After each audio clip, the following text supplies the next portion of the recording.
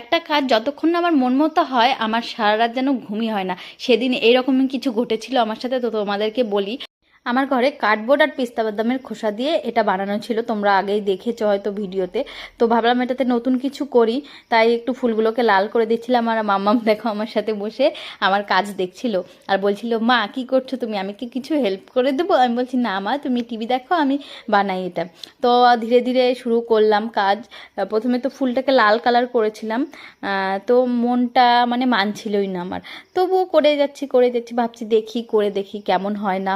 তো জিনিসটা কেমন ছিল সেটা তোমাদেরকে একটু বলে দেয়। দু সাইডে দুটো ফুল ছিল যেটাতে গাছ ছিল, আর মাঝখানের এই যে ফুলটা, এটা শুধুই একটা ফুল ছিল। তো এটাকে ভেবেছিলাম অন্যরকম কিছু করব, কিন্তু কি করব বুঝে পাচ্ছিলাম না। ভাবতে ভাবতে হঠাৎ মনে হলো, আচ্ছা যদি সাদা কিছু করা যায়, সেই মতো সাদা করে দিলাম। মাঝখানে হাইলাইটের জন্য একটু পিঙ্ক কালার করে দিয়েছি, তবুও কেন যেন আমার ভালো লাগছে না। তো দেখো, লাল ফুলগুলোর মাঝখানেও একটু সাদা সাদা দিয়ে দিয়েছি যাতে একটু হাইলাইট করে। তবুও আমার মন মানছে না, কি করা যায় কি করা যায়।